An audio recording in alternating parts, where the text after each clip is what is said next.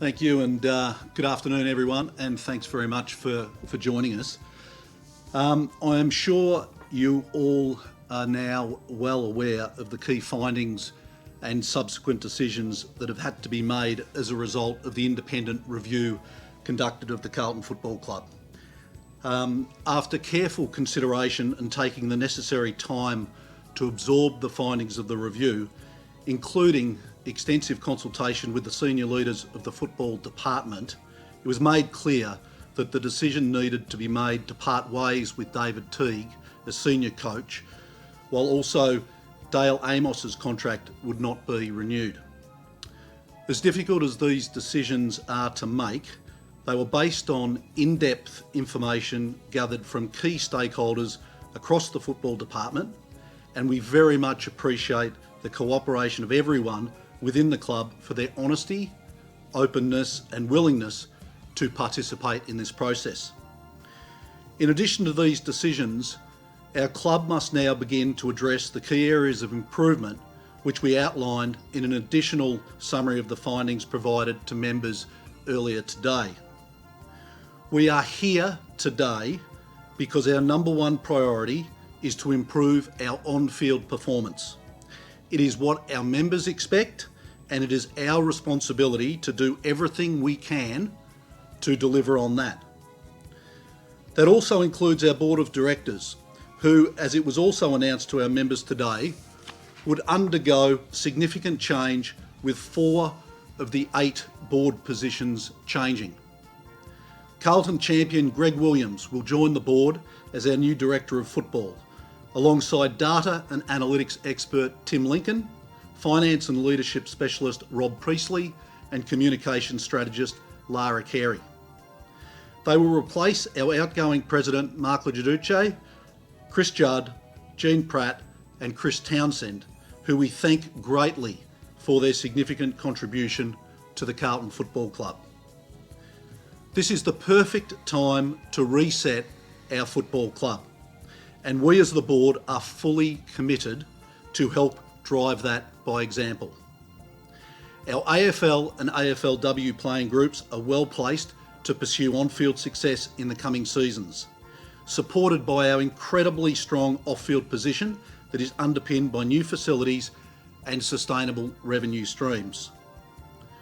The primary focus, and I emphasise again, the primary focus from this day forward will be about sustained and uncompromising high performance, winning footy games, playing ourselves into finals and getting ourselves the greatest chance of winning premierships.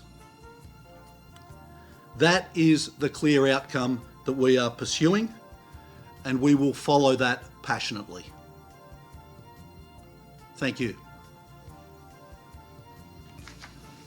Luke, Sam Edmund here from SEN. What do you say to the critics of the process? And they've been wide and varied. I mean, what do you say to someone like Lee Matthews, who was as pointed enough to say that the people in charge, you guys, have got no idea how to run a football club? Yeah, so look, I respect it's an opinion game. Lee is a legend of the game, and appreciate his comments. I have a very different counter view to that. We had a process, we laid out the process, we engaged with the football department through that period. There was lots of work done behind the scenes, coming to the conclusion of a report which came to the board, call it a week or two ago. There was then a conversation with David Teague about when was the right time to engage around the outworkings of the review, and it was David's preference to wait until the end of the season and then to get into a conversation and discussion about what's come out of the review, good, bad and indifferent, and as such we respected David's perspective from that regard. We had the conversations on Monday. We've had a couple of days of reflection and conversation, and then we've made that decision today. So with Dale Amos, just quickly, Luke, Dale Amos, the coach obviously, and Brent Stanton, we know John Barker prior to that. Are we right to assume now that that's the full stop on staff movement going forward? Right at the moment, yes, it's right to assume that's the full stop on staff movement, and it is up to the management of the footy club and obviously the board to get after implementing the terrific recommendations that came out of the external review. Luke, this will be the club's 5th coach in 10 years, whoever you appoint next. Now, some board members would have presided over picking each one of those coaches. What should give Carlton members any faith that next time will be different? Yeah, so look, it's not as simple as sort of it's this person's fault or it's that person's fault or it's anybody else's fault. We've conducted a review here, and we've got to contextualise and keep coming back to contextualising. We've conducted a review because we believe that we were underperforming versus the potential of our list and the potential of our club, and so we've gone in and we've looked at that holistically. And there are some 20 plus recommendations coming out of that review. There are learnings everywhere. And so what we're about right here, right now, is looking at how do we implement those recommendations going forward, because we believe the potential of this list is much better than we're seeing on the field at the moment. Luke, John Perrick here from The Age. How extensive were discussions, I guess, with Alistair Clarkson, and is Ross Lyon now the number one sort of favourite for the job? Well, to be blunt about it, today is not the day, John, to talk about kind of what may happen in the future. Today is a day to sort of draw a line in the sand with regard to the review. We've made a couple of decisions, as I've talked about, based on the data and the findings of the review, and now we're implementing going forward, and we're getting after those opportunities. It won't surprise anyone that come tomorrow, I'll be in the market looking for the best, most experienced coach to bring the potential of our playing list and our club to the fore, and that will kick off in earnest tomorrow. Luke, Tom Brown from Seven. Will you run a process in regards to the coaching search? And is the figure in the Herald Sun regarding player support for David Teague correct, that the feedback was that approximately 40% of the players only supported Teague, because Teague said on Saturday night that he felt that he had the players' support, and any reports that were any reports in that regard were inaccurate? So David Teague is a terrific person and a terrific Carlton man, and we part ways with a heavy heart for David Teague. He is truly a terrific Carlton person. The bottom line is, coming out of the review, of which I've shared some of the headlines from the review with members this morning, we had some opportunities for growth or development, if you will, around the game plan. We had some opportunities around maybe too much offence and not enough defence. David was not able to influence and get the best out of our playing group, and there are a number of things that factored into this decision. So Tom, I don't know about what's reported and numbers and all of those sort of things, but it was a combination, a confluence of findings coming out of the review, which we've engaged and talked through with David. It's just for the avoidance of doubt, it's a very specific number, Luke. I mean, it's fair to deduct that there wasn't overwhelming player support for David Teague. Again, I'm not going to go into the percentage or it was overwhelming or not overwhelming. There are a number of factors that played out here with regard to David Teague and David Teague's growth and development going forward. And David leaves this with lots of good learnings as a great person and as a coach that I'm sure will go on to do great things in the future. Luke, John Ralph here from the Herald Sun. Was David given the opportunity to be part of this press conference? Was he unwilling to be part of the press conference? David and ourselves did not talk about that. We had a great conversation this morning, a very constructive conversation this morning about the learnings coming out of the review, and we just thought it was better for all of us for us to come and have a conversation here. And if David would like to have a press conference, I very much respect his opinion to do that. Was he angry? Was he sanguine? Was he asking for more feedback? What was his response? Again, I re-emphasise David is a terrific person and a terrific high integrity bloke that has worked his tail off for the Carlton Football Club. You put yourself in that seat, it's a hot seat. That is the industry and that is the game. And so I'm sure David will have a mix of emotions right here, right now. And I respect all of those that he may be feeling.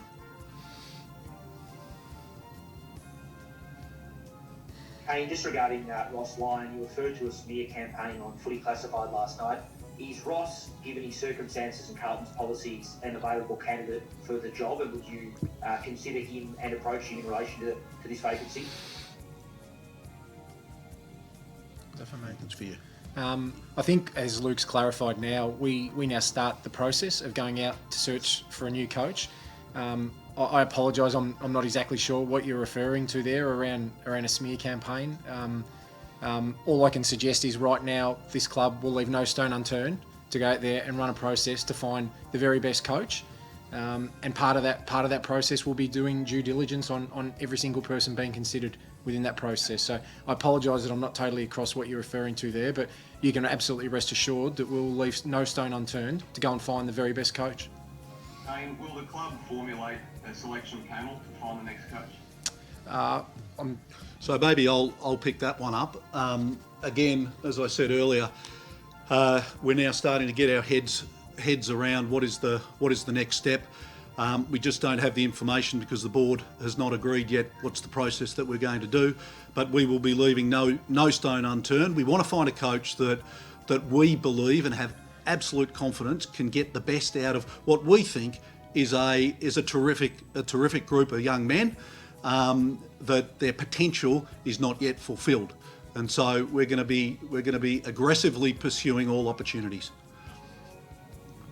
Look, David, Sarah, oh, you go, Ross. David said last week that the club didn't nail the review process. He said that he wanted more support. He was pretty forthright in that. Is there anything about the last 3 months and the processes you went through that you regret? Oh, look, I to just lean into that. If that's how David is feeling, I empathise and regret. And so, you know, if that's David's feeling, and he did express that, I don't feel good about that. Do I think that there were other things that maybe we should have done better throughout the 12-week process? Like most things in life, you're always going to be trying things and learning along the way. And there has been some feedback given to the board and given to us with regard to how it was conducted, which I cop and take on board, and we'll look to grow from that experience. But as to how David felt or didn't feel, that would be his perspective. Luke, it's Sarah Ollie from Fox Sports. I'm just wondering, 50 games isn't a huge body of work. How long is the next coach going to get your club to finals, as you say you want to? Well, I think that's an impossible question to answer, Sarah.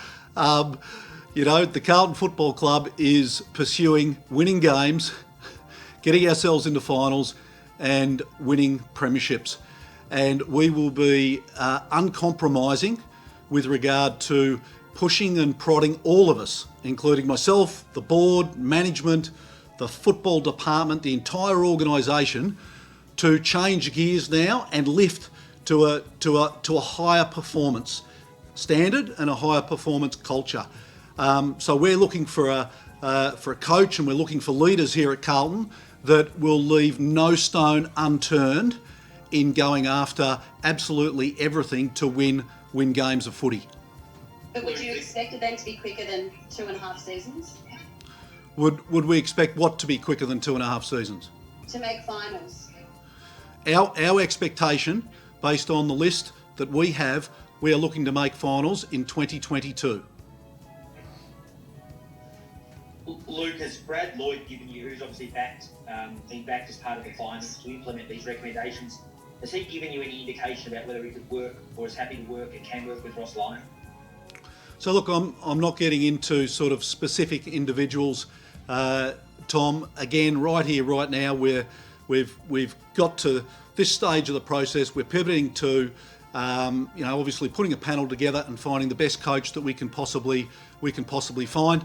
I'm sure Brad, I'm sure Cain, I'm sure all of management will work with the best coach that we can possibly find and attract to the Carlton Footy Club.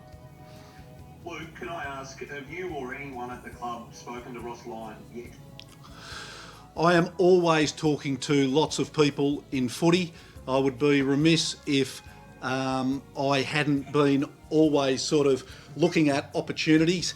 I started this process obviously hoping in head and heart that David would be the ongoing coach of the Carlton Football Club. However, I would be remiss in my responsibilities if I also wasn't looking at option B, option C, option D and option E. Now, we pivot and we look at people in the market that are available, and we'll again leave no stone unturned finding the best possible coach that we can for the Carlton Football Club. Luke, do you think Clarko was put off this week by Carlton's so-called delay regarding Teague, or do you think Clarko genuinely just wanted to have a year off and wasn't influenced by the club's handling of the issue this week? Look, you'd have to ask him, Tom. I think he's been fairly consistent from what I've heard and read, that he's been very focused on a year of refresh, and good on him. He deserves it. Luke, you just talked about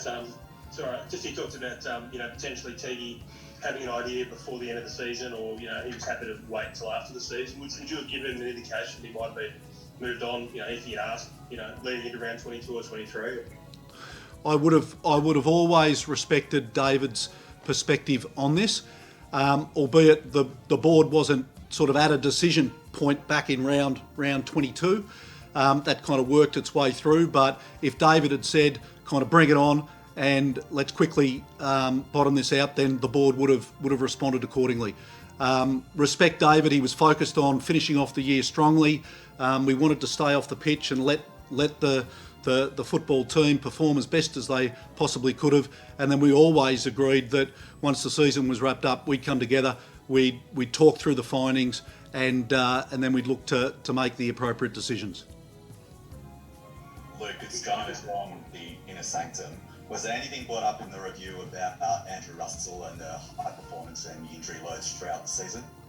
So again, I'm kind of not going into individual people. I'm sure you respect and appreciate that, but there is no doubt that there are recommendations, some 20 plus recommendation that do cut across culture, leadership, high performance, coaching, recruitment, etc., and that's the way in which the excellent review that has been conducted has been framed up. So just quick confirmation, Andrew Russell is safe for his position for 2022 and beyond? As of right here, right now, the board has the confidence of the CEO in Cain and the management of the football department to get on and implement these recommendations and to drive the change that we need within the football department here at Carlton. Luke, it was pretty obvious last week that David Teague and his manager found the comments made by Ross Lyon while he was still in the job pretty uncomfortable to deal with. Did you find those comments from Ross distasteful? So I don't even know what the comments were from Ross. And again, whatever David's perspectives were is something for David. I'm not here to opine or comment on anything that may have been said or may have been also misreported. So I can't answer that one. Luke, can you tell us when the decision was actually made that David Teague would not continue?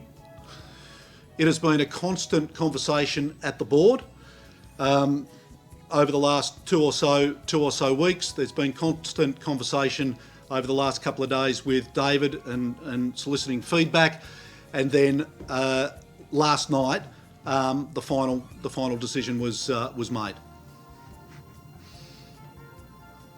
Luke, is your preference to have the next senior coach to be untried or someone that's got experience?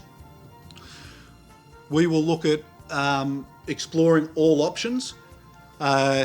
experienced as a head coach, and also maybe not experienced as a head coach.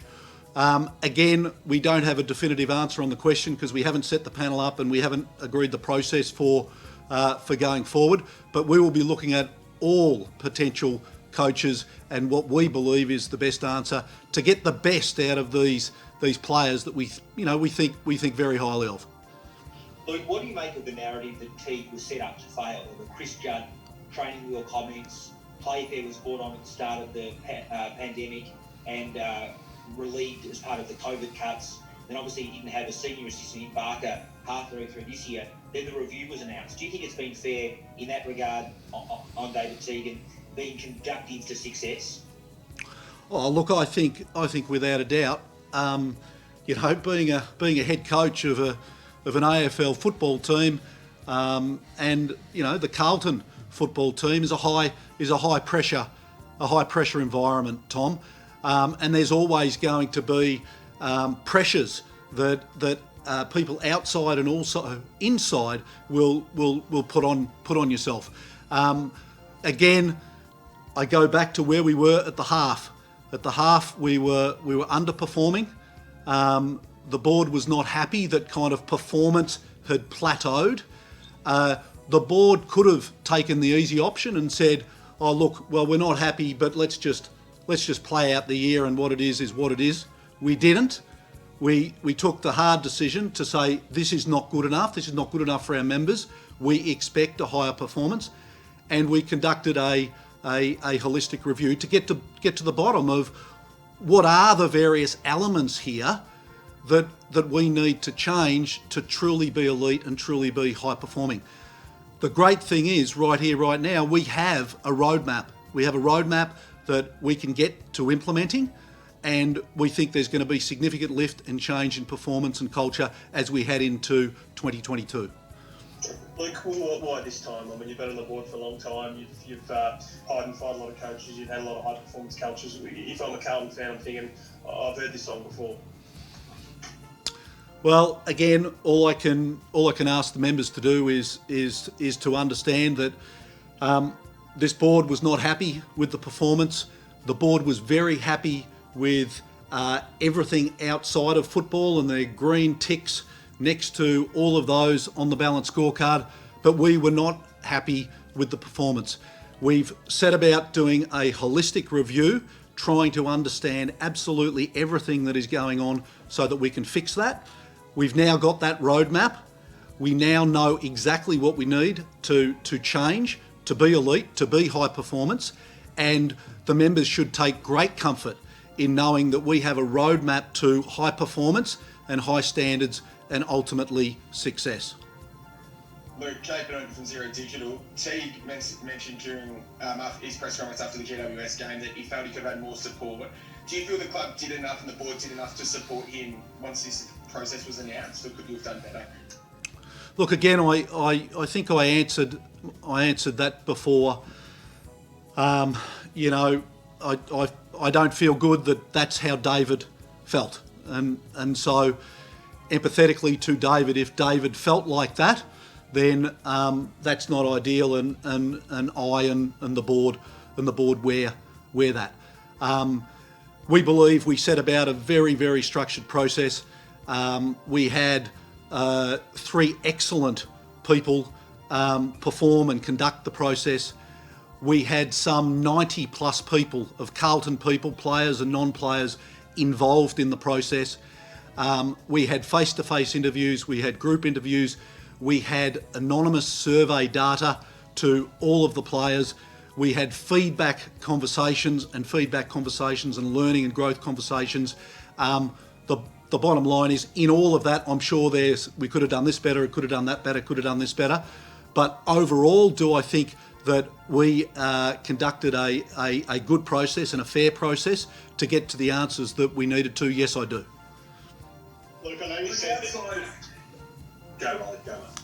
Well, Luke, I know you said that you didn't hear Ross Lyon's comments last week. He did make a comment that famous Carlton people and connections were advocating for him and that he knew that was going on. It's been suggested in the past that those Carlton connections and past players have have too much influence over what happens at the club. Do you feel that's the case? We have wonderful Carlton people. We have wonderful past players. We have wonderful members. We have wonderful fans, and it's fantastic that they're passionate and on the pitch with regard to this footy club. Gee whiz, bring it on. I want that passion. I want that input. I want that support. And I'll tell you, I've been in the job 6 days, and the amount of support from great Carlton people has been incredible.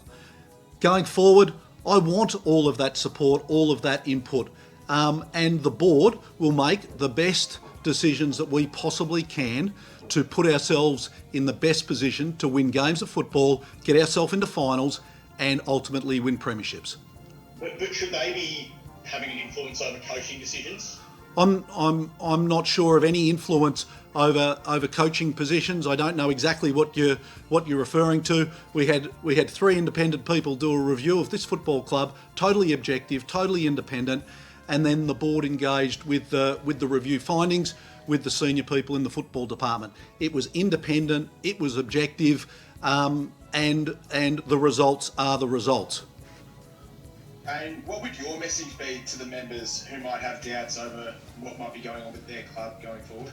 Yeah, look, in situations where you're not performing on the field, I think it's to be expected that there would be doubts. What I would say to those members is we've had the courage in the middle of the season to launch an independent review and bring 3 experts into our football club and give them unfettered access to people, data, whatever they needed to provide us with the recommendations and their recommendations on how to become a better football club or a better football team, and ultimately put us in a position to start 2022 and give ourselves the very best opportunity to play finals. I would be more concerned if I was a member had the board and management sat back and done nothing until Luke's point, hoped that this improved. We have not done that. We've taken the courageous option, and the members should feel comfortable that we are staring down the issues here. We are leaning into the problems, and we are taking action. And whilst I acknowledge that doing a football review during the season, it's not ideal, but waiting till the end of the season and then doing your review potentially leaves you in a much worse position to start the following year. Cain, obviously the players, I understand, had lunch with David yesterday, and David made comments regarding Cripps' leadership post-game, and Liam Pickering, his manager, made comments regarding Cripps' performance on Monday morning. Are you concerned about the events of this week in terms of the impact on the playing group? First of all, let me cover off on Teague and Cripper. They have a very good relationship, and I know they spoke at length. I think if Teague had his way, or we could go back through the last few days, I think he probably would have suggested to his manager that those comments under the current circumstances about a key player at the club wouldn't have been helpful. In actual fact, I'm pretty confident he would have had that conversation. In terms of the actual playing group, we've got a really strong, united playing group who are now looking at each other and demanding higher standards and wanting to hold each other accountable. So is this going to cause some friction and some tension? Yes, it is. And am I glad to hear that? Yes, I am. Because to get better and to improve, that's exactly what we need. And it's been a key finding, and one of the findings of this review, that right across the football department, there needs to be high levels of accountability, and we need to drive those standards harder. And Luke, just one more from me, if I could please. Just regarding the coaching search process now, is there an expediency, particularly given there's a view that Brad Scott is probably about to get appointed at the AFL, for example? Like, you need to move with a degree of speed? Yes, we do, and effective tomorrow, we'll be getting the board back together to figure out the process and timings and quickly move with speed. Yes, Tom. Luke, you've been on the board for 9 years, and you've gone through CEOs, coaches, business managers, so on. What level of accountability do you take for the lack of on-field success for Carlton in the last decade? Yeah, clearly the board and myself personally take some responsibility for that, Peter. So I'm not sitting here trying to abrogate my responsibilities and accountabilities. I cop that, as does the entire board, as does the entire management team. depending on whether you're talking about coaches or CEOs as such. So there's no doubt from my perspective, I wear some of that. It's fair to say also myself and a number of others that are still on the board have learnt through that process, and we feel pretty confident we know what we need going forward. You're keen to get Adam Charity as Football Club? I think under the circumstances of today and what we're here talking about, I'm not sure I want to defer to individual players. I think what I will say is if there's players who can come in to help our group and to push us forward and put us in that position we continually talk about, which is the capability to play finals, then absolutely we would be looking at those players. Cain, just one more on the playing group, if I may. Nick Grewalt made comments on AFL 360 saying that this saga will leave a lasting cultural and scar on some of the playing group, and some of the players are even moving on to their third or fourth coach now. How are they going to react to just getting on with the job in a completely different process for the third or fourth time?